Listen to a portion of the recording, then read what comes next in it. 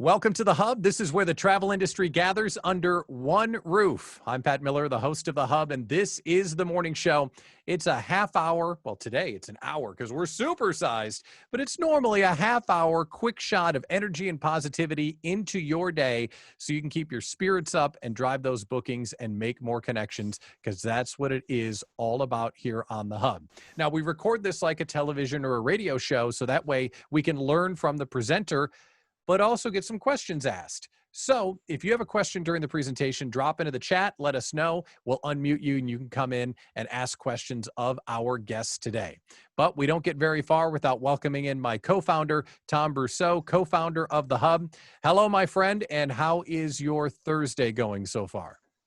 My Thursday is going fantastic. I have been looking forward to this all day, and really since earlier in the week, once we started getting our game plan in place. You know, today is a really great day. We have not one, but two awesome guests. We have Jennifer Donchez coming to us from down in Cabo with the Female Leaders in Travel Conclave. We have Lizzie Cole, and we have a whole bunch of new Hub members that have joined us over the last week or so. I think at last count, we are at about 250 members now, which has really, really jumped up since last week. And, while I have a second, I just want to give a quick shout out because a few of our Hub members have really been working hard to get new members and drive referrals. So Lori Gold is leading the way. Jennifer Evans has done a fantastic job. Jennifer Waldron, you can see their badges on the Hub. Sarah Klein. So thank you to them because they're reaching out and they're actively recruiting and getting people to join us here on the Hub, and we very much appreciate that. So really looking forward to the show today, and can't wait to hear what's happening down in Cabo and in Quintana Roo. Yeah, and our shows are committed to not be a boring one-way webinar. So today we have three different folks calling into the show as our guests from three different locations. One of our partners here at the Hub, Danielle Whitmore. Did you say you're in Mexican wine country? Is that what you said? I got confused. Yes, I am. I am in the famous wine country of the Guadalupe Valley. Jennifer knows it well too. We've shared some wine here. I had my first journey out yesterday through the airports, on the planes, crossing the border. It was a great journey, and I'm here. So it's a beautiful, hot day here today. So we are also going to film a really cool postcard for all of you to share. So look for that in the next week or two to show you around here a little bit. And so. That's exciting. So as someone that sat on this end of the camera and microphone in Milwaukee, watching people traveling everywhere, journeying out for your first trip, was it more of a hassle than you thought, less of a hassle than you thought? How did it go? I think it was less of a hassle than I thought. I wasn't nervous at all. And I will say both of my flights were 100% full. Okay. My flights were full. So I flew connecting through Denver to San Diego, and they were both full. I don't think I've ever been on cleaner airplanes in my life, honestly. Like, the smell of sanitizer and alcohol, and it was just like spotless. So I felt fine. Good. Well, we're glad you traveled safely, and now you've got all that wine waiting for you, which is just, you're the winner today. Congratulations, Danielle, and thank you for joining us. We appreciate it. So let's get on with the stars of our show. We've got two interviews back to back on today's morning show. One of our Hub stars, an early leader on the platform, Jennifer Donchez, is joining us. She's the president of VIP Vacations, certified travel industry executive, and she's on location with the Females Leader in Travel Conclave. Jennifer, how are you, and how's the conclave so far? It's amazing, and I am fine. And Danielle, oh, have a glass of wine for me, girlfriend. We were in the same region 2 years ago in September drinking wine, so naive to what would happen in the world a couple of years later. But I'm here with some wonderful ladies. There's 40 women, leaders in our industry. Several are here. If you look at Jen Evans' phone, you can see we've got a little bit of an audience. They're so excited to be a part of the Hub as well. We're staying at LeBlanc They're doing an incredible job. Everybody is so welcoming. And last night we had dinner with Kevin Froming.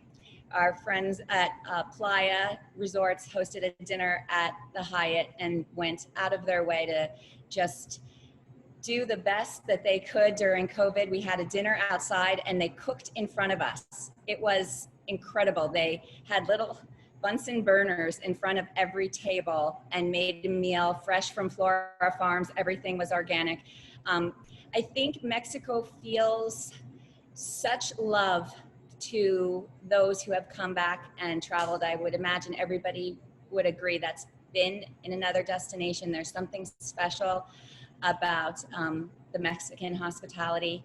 And later today, flying from Cancun is Dolores Lopez. She is a guest this weekend and she is staying with us and participating in the Female Leaders in Travel event. And on Saturday, we have Amelia Rose Earhart, who is our keynote speaker. She was the youngest female to fly around the world in a single propeller airplane.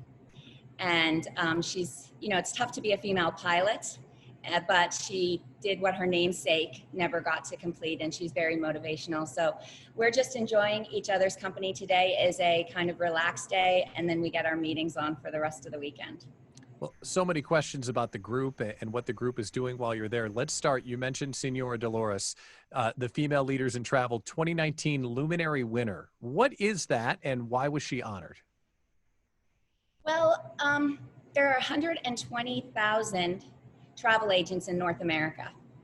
84% of them are women, but only 12% of women run travel companies.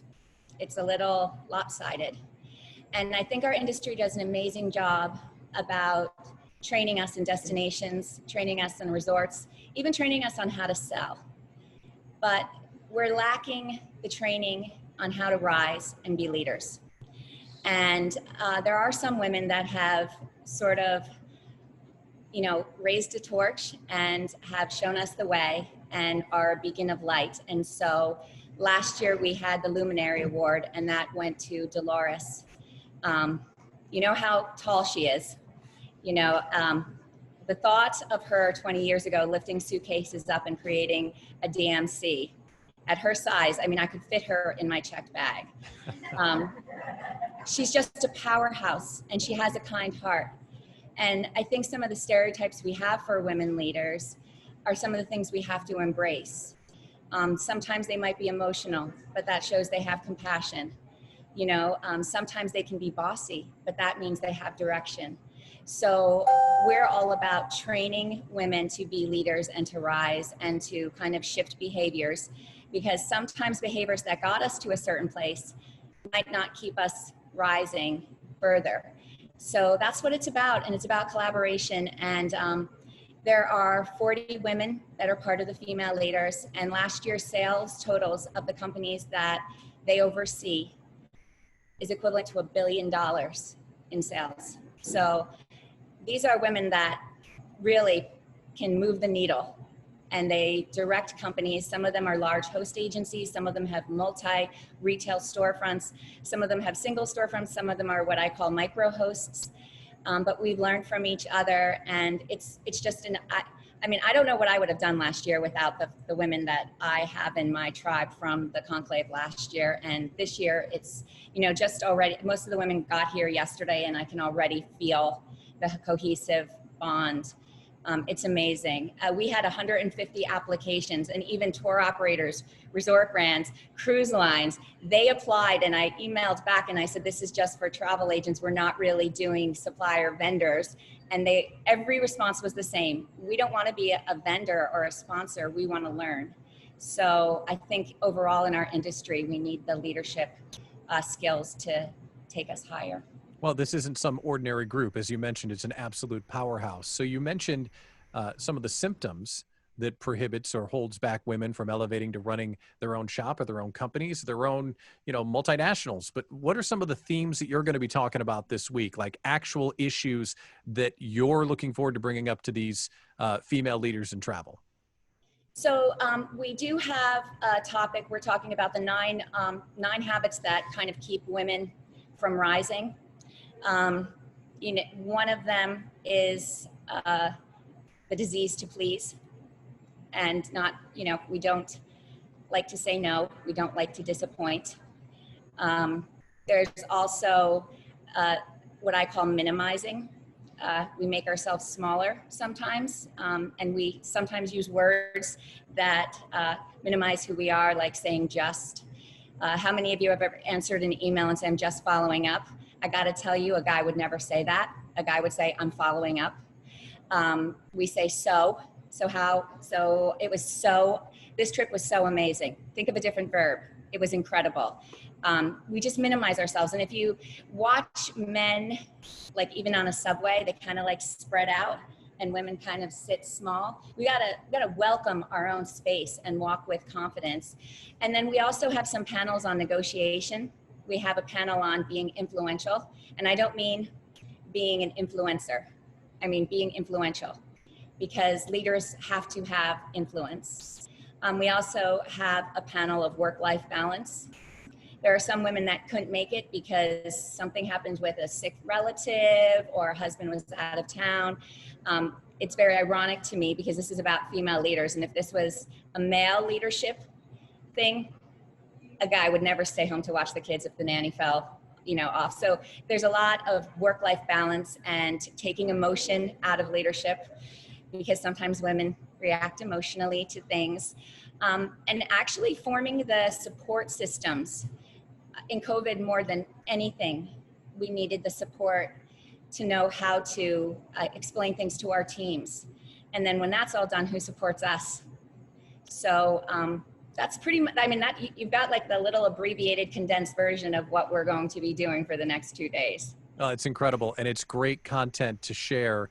I want to drill down just 1 second, because you said something that made me go, I wonder how you're going to present that. Can we go back to how women negotiate and how you're coaching them to negotiate better? Because that's something where in a negotiation, if you're not good at it, you're costing yourself money right away. So how are you helping women become better negotiators?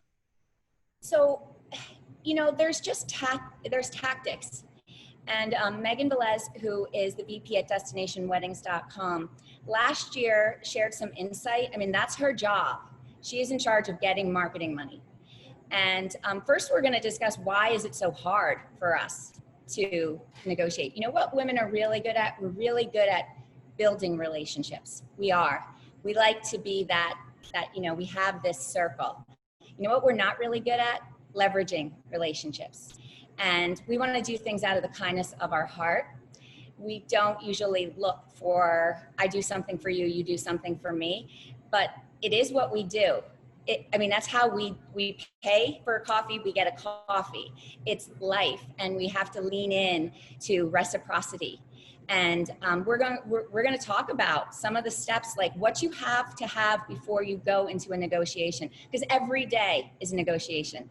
When you're checking into a hotel, when you're talking with a potential client, when you're interviewing for somebody to be an employee, there's negotiations. And we were talking, my husband and I were talking with a supplier in January, pre-COVID, and we were really annoyed that every time we added a service fee, we got charged 10%. And some other vendors charge 5%, some vendors charge 0%. And I just asked the vendor, how much are you paying in credit card fees? Because we have a merchant account and I think we're at like 2.2%. And so I said, why wouldn't you take us down to 5%? And my husband kind of looked at me and he goes, we're a partner, take us to 0. I would have never asked for 0. It's just, I feel like that's just not right. So I've had to learn, you've got to ask a little bit more. So then the negotiation can kind of come up to maybe 2.25%. And we're going to do some role playing, and we're going to talk about how you have to have somebody agree with you before you even start the negotiation, which is crazy. Yeah. Just find something. You love dogs, don't you, Danielle? You do. And you just start on a simple thing of something that you can agree on, and do your homework beforehand and know what you want to walk away with. And even if it's not good, leave the room in a good spot. because it's a very incestuous industry. People will move around, don't burn a bridge. So, I mean, the negotiation could go on and on for hours, but it's a Q&A with a couple of people on a panel that do it really well. The Female Leaders in Travel Conclave was the first group inside the hub, and you have a group inside the hub. So how do you go about having members join or learn more about what you're doing? Because I think the women in the hub would love to enjoy what you're putting together, and the men in the hub, we want to support your mission because it's so critical. So tell us about how you grow the group. Is it invite only? How does it work? So that's the $1 million question, because there's safety with the first group of 20 women. You know, half of the group last year didn't really want to grow because we felt so safe with each other. But you can't create a movement unless you have more people, and you can't affect change unless you spread it, right? Spread it. So it was by recommendation and referral, and there's an application. And I do think that the 40 number for the conclave is probably going to be the max every year. But we discussed yesterday having a leadership symposium with men and women, and another outshoot would be for millennials to join, for millennial leaders in travel, to learn the things, not destination, not resort, not how to sell, not how to build your brand, but to actually know about becoming a better leader. I think COVID is going to leave a lot of rubble, but it's an amazing place to start a new foundation. And so we are going to build this and have maybe a 2-day symposium for elevating leaders, from which you can get nominated to come to the next conclave. So stay tuned, because we have some really big announcements coming after this. This is a collaborative thing. It's not one person, it's a group of people. So hopefully I can share when we're all done, and we will have vendors as participants at our symposium, because they have a lot to share on how they got to be where they got to be in their industry. If it's okay, Jennifer, Sandra is on the call, and she has something that she'd like to share about the group. Sandra Anderson, go ahead, dear. Hi, Jen. I was supposed to be down there this week. I unfortunately had to go into a 14-day quarantine by last minute, but we're all good. So I just wanted to I just say I miss you guys dearly. I wish I was there, of course. But I did want to say about negotiation, one point that I was supposed to be on that panel. And I thought that one thing that's really good right now for all of us that are on this call and that are part of this group is we are starting for negotiation. Everything is playable right now. And it is the beginning of a new venture. And the more connected you are in a group like this hub or the Women's Conclave or anything, any participation, you're negotiating just like what Jennifer says we're always doing. So miss you dearly. Say hi to all the ladies for me, Jen. And I look forward to next year. Miss you. I miss you. You know, Pat and Tom, I do want to say that it was, we tried to do this with kindness. And I was on many phone calls with Sandy figuring out how do we have 40 women during COVID come down here, and what do we do? Because, you know, it's all changed. You could go to events before and not worry. We had everybody take a COVID test beforehand. And we have bracelets. A green one means I'm good with hugs. A yellow one means I'm good with talking. And a red one means kind of stay away. Inside our meetings, everybody has their temperature taken. There's hand sanitizer and wipies, and you are welcome to wear a mask if you want to. We had like 3 people to a table last year. There's 1 person to a table this year. So we really tried to have this be, you know, what might be the future for a while, but there's something very safe about going to an event knowing everybody took a COVID test before.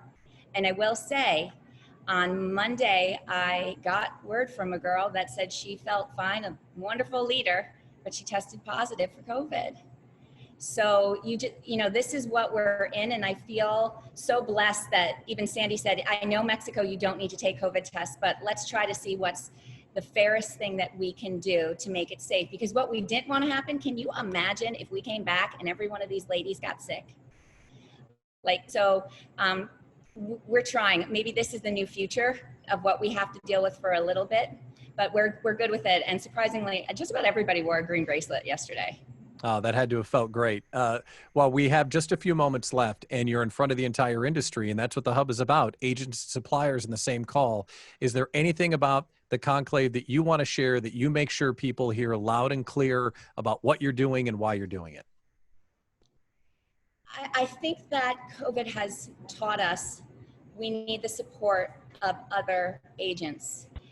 We need to be able to lean on each other for best practices, and it's community over competition. So I see a lot of ladies, Katie, Jen Waldron.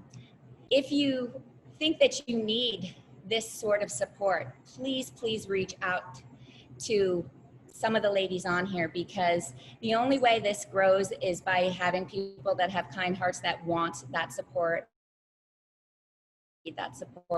And again, I think we'll have some men join us. There have been, I mean, I've gotten calls from people like, how can we be a part of this? And I'll say, you're a dude.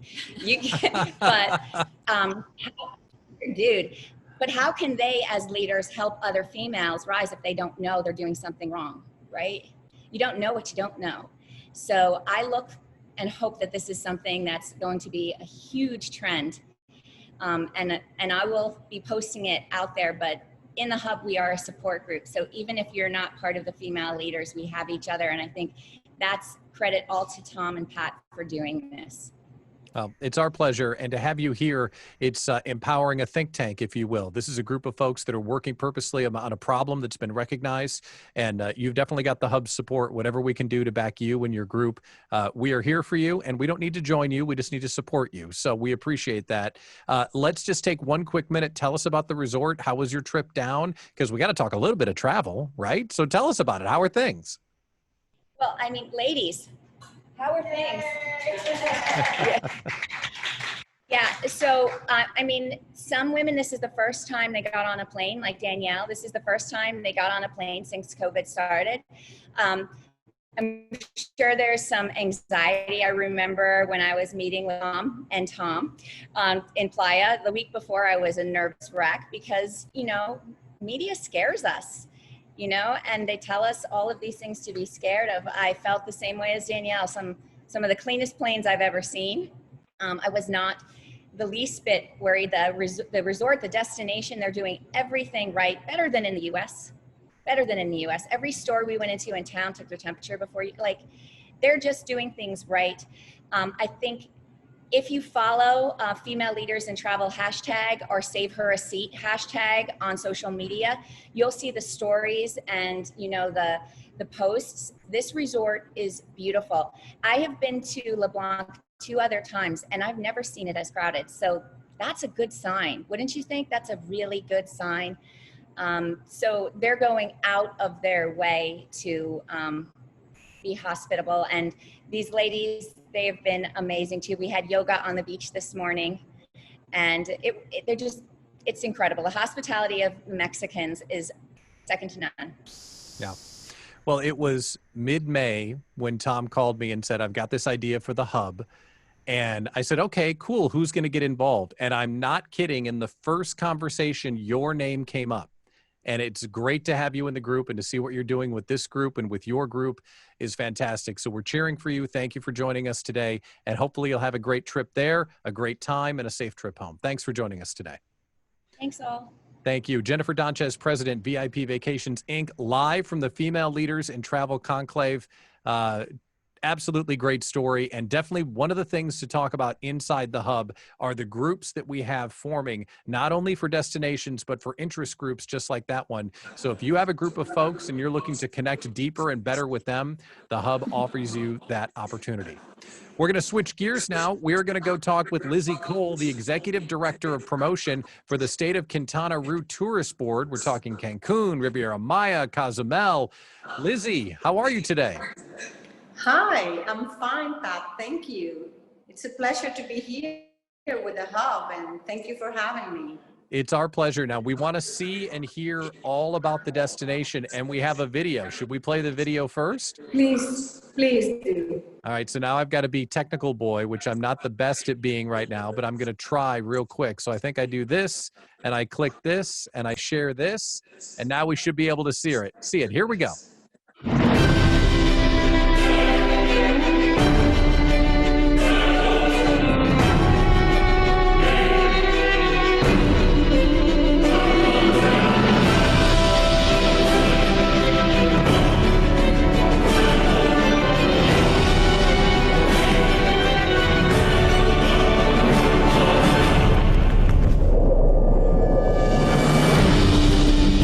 A blue that surrounds you, totally conquers and amazes you. Such is this blue, with its main variations and its many moods. Always changing and magical. Just by looking at it, time flies, and life takes another pace.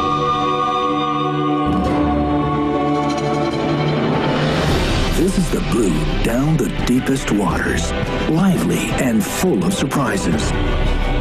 And on the surface, it blends with the sky. A blue that spreads all the way to the infinite, becoming sometimes romantic, otherwise fearless and daring, fun, and addicted to adrenaline. A blue that gets along with a jungle, with a millenary culture and traditions. A blue that can be lived in 1,000 ways, from simple things to real sophistication. Here, your eyes embrace the blue, and your heart the emotion. Your palate the pleasure, your mind the magic, and your body the mysticism. What is it about this Caribbean that no other has? In Mexico, blue runs through your veins, shakes your senses, and gives its soul away.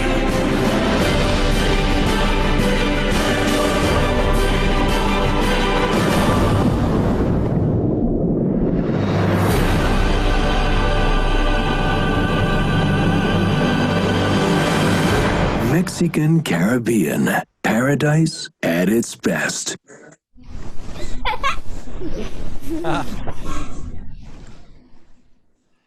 Okay, so bye. I'm getting on a plane. Lizzie, I'll see you in a couple of hours. That sounds fantastic. Yes. What a wonderful video. Please do. So We're happy. tell us about what that video represents and what are some of the things that jump out to you as you try and tell people about the Mexican Caribbean. Well, we recently launched our new campaign called Mexican Caribbean, the Best of Two Worlds. And it is true, here we have exactly the best of two worlds. We have the best of the Caribbean, the beautiful turquoise waters, the beautiful beaches, the white sand, and everything that the Caribbean has to offer. But also we have the culture of Mexico, this rich, immersive type of culture that you can feel when you come into any of our destinations. This is the area of Mexico where the Maya culture flourished hundreds and hundreds of years ago, but they left an incredible legacy behind. And now we can enjoy it, going to the archaeological sites. It's in the language that you listen people speak, maybe people that take care of the gardens or people that you go visit in the Maya communities, or when you visit the archaeological sites. In the people from the Maya culture that are doing well and thriving, they have special traditions and cultural things they hang on to, which is like the language, for example, their festivities. So this is the type of thing that puts together a very particular destination. Plus, as Jennifer already mentioned before, is the amazing hospitality of Mexico in general. But you can find this also with a particularity that is a great level of service. The quality of the service that you get in our destinations, it's difficult to find anywhere else. I definitely want to learn more about the culture and the immersion that happens when you travel. But let's start at the beginning. How is Quintana Roo doing after the hurricane? Are you open for business? Everything okay? Yeah, we were very, very lucky. We have to really say this. Hurricane Delta was a potentially destructive hurricane level 4. And by the time it reached our shores, it was degraded to level 2. So this was one of the things that helped help us in a lot of ways, but also the fact that it was moving really fast. It came at a 28 kilometer per hour speed, which is, it came in and out in 4 hours, which is also very good when you're having a hurricane. You want it to go by as fast as possible, and it did. So the damage was a lot of fallen trees. We lost power in some areas of the state of Quintana Roo, especially in the northern area where we are. Some areas had a little bit of flooding, but nothing really as we expected. It was fine. The airport opened the next day at 3 p.m., which is, the hurricane hit us at 5 in the morning, and by 3 p.m., the airport was ready to say, we're fine, we are open. We didn't have flights that day, but the following day, the Thursday, last Thursday, we received 135 flights. So this is this is just a sample of how well we recovered and how well everything was ready, like basically the next day. Of course, we have the workers from the different municipalities still working on picking up branches and trees and making sure that everyone has the power back and everything, but hotels are operating, the tours are open, the archaeological sites are open. So yes, we're back in business in That's great to hear. no time. That's great to hear. Before, again, we talk about the fun stuff, we want to know if you have questions, drop into the chat, and we'll include you in the conversation with Lizzie. Again, before we get to the fun stuff, let's talk about the virus and the health protocols at the airport and the destinations. How is everyone doing, and how is the resort destination handling? Well, as you know, tourism for us is 80% of the economic activity in Quintana Roo, our state. So the governor was very adamant in creating a plan in how to handle this situation. First and foremost, to protect human lives, and then create a safer environment for everyone here, and then also support the economic reactivation. As you may know, thousands of people were left without jobs. So there was also a big program from the government to support this, working together with the private sector in supporting the workers that didn't have jobs at the time. So that, and a very clear message on how to protect ourselves, allowed us to move in the epidemiological traffic light system that it was implemented, from the red into the orange. Now we are in the yellow, and it means that the destination can be open at 60% capacity. Any hotel, restaurant, the archaeological sites, everything can be open and operating to the maximum 60% capacity, which is great. And this allows us to be a fully operating destination in general.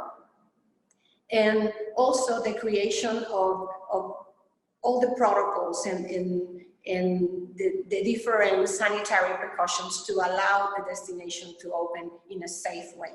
Our airport never closed, it was open throughout. And we were receiving international flights, particularly from the US.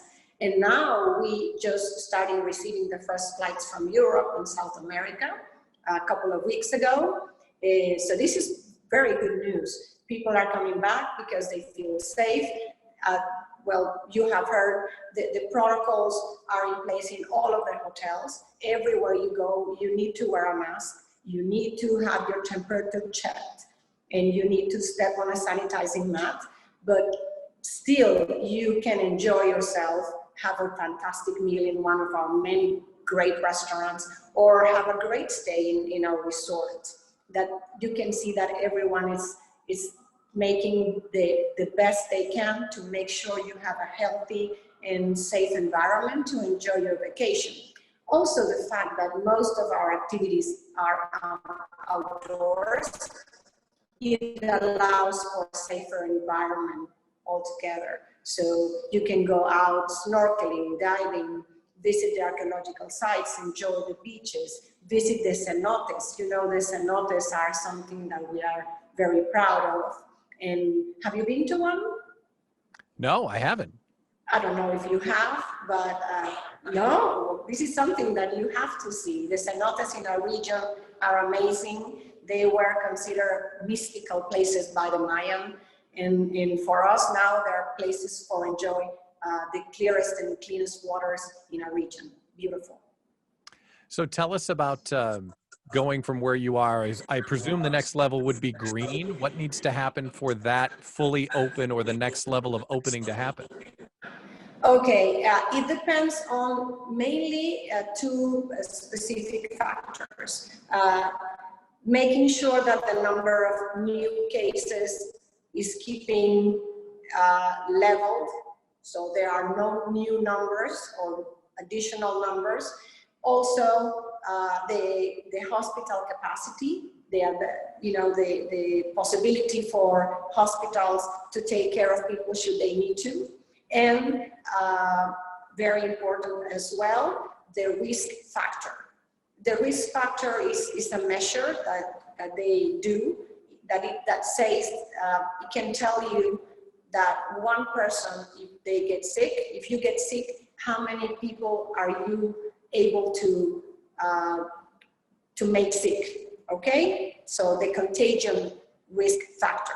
The contagion risk factor is very low now. It's 0.3, which is low. It means that it will take 3 people to get 1 person sick.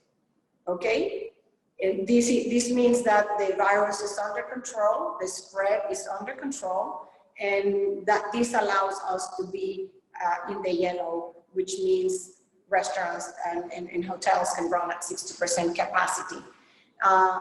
The implementing of all these protocols, I think, was a key factor to getting us to the yellow.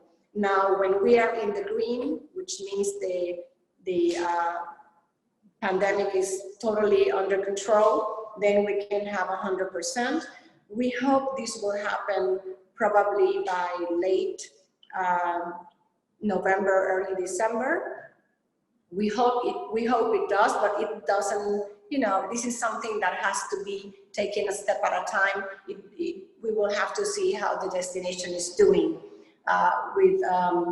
And at the same time, we keep receiving visitors from everywhere, which allows us also to reactivate our economy. We opened last June 8th, and just to let you know, from June to September, in September we crossed our 1 million passenger mark, which was great. Okay, it's still far away from the numbers we used to have, still far away.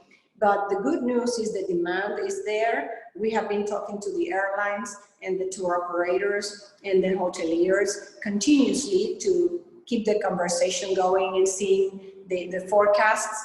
And just so you know, from October to December, we're going to have 110,000 additional seats on planes compared to the same period the year before. So this is very good news. If you have a question for Lizzie, drop into the chat. We'd love to include you in the conversation. So let's leave all that virus talk and hurricane talk and leave all that behind. Let's talk about the good stuff. Here at the Hub, we believe that agents lead the way, that agents are going to help revive the travel industry. How important is it for agents to visit Quintana Roo? I think it's very important, and we are so happy that you mentioned this. I'm so happy that you bring this up, because we also believe that now more than ever, travel agents lead the way. Now more than ever, people are looking for the advice of the travel advisor. They need to have somebody they trust tell them, is it safe? What's going to happen? How does it feel? Because we want people to know that even though the protocols are in place, it doesn't feel like you're walking through a hospital, you know? It's important that they know how you feel when you travel, when you go to the airport, you get on the plane, you go to the resort. Here, the Secretary of Tourism implemented this clean and safe certification. And this has been also very important to have every part of the chain of service, from the moment you touch the airport till the moment you depart, to make the experience good. So the travel agents that have visited have given us amazing feedback, and we are so grateful, because they have visited here since late June, early July.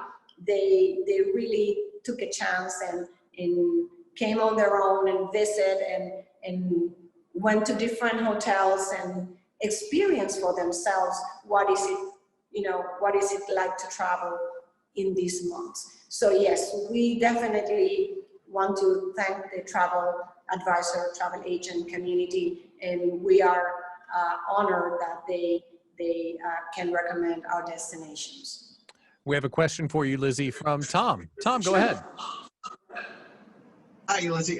Well, I guess a comment and a question, but I guess, the first thing I want to just say is thank you, and our compliments to you and all the people, down in Cancun, Riviera Maya, because you guys have done such a fantastic job with all the protocols and with inspiring confidence in travelers that it's given us something that we can really stand behind and sell. And our clients have the confidence to book and travel, and their experiences have been really, really good.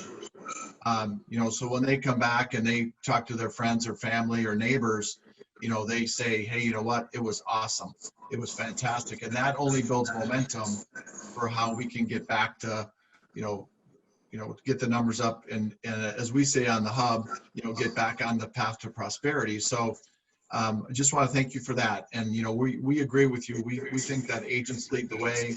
We have some very specific tactics and things that we're working on here. But number one is just getting down there. And I've been down there once this year, and I'm about to make my second trip, leaving on the 25th. And when we as agents put that information out, when we post it on Facebook, when we post pictures and videos and things, that just creates an environment where people feel like, hey, you know what, I can go, I can travel, it will be good. So I just want to say thank you so much for that. No, thank you, really, Tom. It's great to learn that you're going to be back here. So let me know if you need anything during your trip. Yes, absolutely. And then as we go forward, one question I do have for you, Jeff, you can talk about, in the past, from the Mexican tourism entities, have really done a lot of more proactive marketing and messaging. Is there a plan in place to resume that at some point in the future, where there's more proactive marketing campaigns and advertising campaigns that we as agents can tap into? Oh, yes, definitely. We are working on that. We had marketing activity basically on digital platforms during the months of July and August. And before that as well, we had some marketing activities rolled out in the US in particular. Now, seeing that our main markets are, of course, Mexico and the US, and basically at this point are half and half, maybe 60% from Mexico and 40, but it sometimes, especially over the weekends, it goes like 50-50. Yeah, we definitely want to be on the top of mind of all the consumers and of course the tour operators and airlines. We're working with the airlines. We have been working with them for the last 2-3 months, and we are launching our fall marketing plans very soon to make sure that these are in place before the winter season. Awesome, thank you. We have a question from Lori Gold who wants to know, does Lizzie or the tourism board help with setting up site inspections? We usually can support when the travel agent comes here. We can support. We do not organize plans per se. Usually this is something that a hotelier, a hotel chain, or a tour operator organizes for the travel agent, and then we do offer destination experiences. But if a travel agent wants to come in on their own and visit, we can help create the itinerary and provide support in offering site inspections and making sure they see what they want to see. That's great. Thank you, Lizzie. While we still have a moment left, you're on a call full of agents, some suppliers too. If we're talking with one of our customers, what type of customer would get the most out of a trip at your destination in your area of the Mexican Caribbean than maybe some other part of Mexico? Who's the traveler that really loves coming there? Well, the important thing here to mention is that we attract a varied type of traveler. If you are an adventure traveler and you're traveling with a couple of friends, you'll have the perfect activities to enjoy here in our destination. If you have a family vacation, we have amazing family resorts and great activities also that can in parks, the theme parks, that you can enjoy as a family. If you're a couple and you are looking for a romantic getaway, this is the perfect location to do it.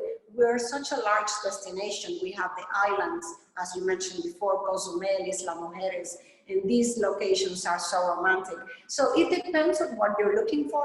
I'm sure you'll find it in the Mexican Caribbean. And so this is what has made of our destination the #1 destination in Latin America. So we're very proud of that. Well, last moments with us today, Lizzie, is there anything that we haven't covered or anything else you'd like to share about the destination? I think that the most important message for the travel agents and advisors that are joining us today, Pat, would be definitely please continue with this work of getting updated. We have an online travel agent program, so you can get more information, get updated on the e-learning platform that we have on our website, MexicanCaribbean.com. You can find also news about the COVID and newsletters and everything. So please visit our website or let us know so we can send you updates. Keep updated and convey the message to your clients. We'll be so happy to see you all here. Well, it's wonderful. Lizzie Cole, Executive Director of Promotion for the State of Quintana Roo Tourist Board. Thank you so much for coming on the Hub and sharing great information about the destination. We appreciate it. Thank you so much. So let's move on towards the back half of the call here. We're going to wrap up now, but we do want to share something exciting. And it's great that Lori Gold got it on and asked a question, because as of right now, she's Lori Silver, because she's now at the silver level of ambassadors for the Hub. She now has, I think, 10 people referred into the Hub. And we're going to show you real quick how you can invite your family and friends, or not your family, your friends who happen to be high-performing travel agents, in to enjoy the Hub and take advantage of our Hubtoberfest promotion. It really is easy once you're inside.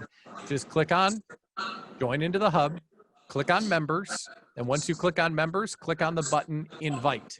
Once you're there, you can drop in an email address to a high-performing agent friend, or you can grab this link that's right here and share that link with someone. Either way, you can share the Hub with the agents that matter, and they will enjoy 12 months of membership at no cost. It's a great way to build the community and bring in those folks that you know are great. So again, members, invite, and there is the screen where you can do it. And of course, that is a big thank you to Playa Resorts as well as Virgin Voyages. They are our partners for Hubtoberfest. So this promotion is going on through the end of the month, and we encourage you to bring your friends and contacts into the Hub. Tom, any final thoughts before we wrap up today's morning show here on the Hub? No, just to say thanks to everybody, and we're really looking forward to how things progress for the rest of the month with Hubtoberfest. And it's so great to see some new names and new faces, as I look at everybody who's on the call today. And I can't wait to get to know some of you better. Can't wait to engage with you and see what we can do to work better, to collaborate, to connect, all the things that the Hub is all about. So just a great week for us. And we're so happy that the community is growing, and all the great talented people that are joining us. And thanks so much to Jennifer Donchez, really an amazing leader in our industry. And thank you to Lizzie Cole. That Cancun Riviera Maya area, I gotta say, it's like my second home. If I could have a second home, it would be there. And can't wait to get back down there, get to see all my friends and all the great people down in Mexico in just about a week or so. So everyone have a great day. Thank you again so much. Today, this is what the Hub is all about. Incredible content from a Hubstar agent and a supplier all together inside, hopefully a not boring show, right? That's my job, to not make it boring. It's the Hub Morning Show for the 15th of October, 2020. Have a great day, everyone. Thanks for coming.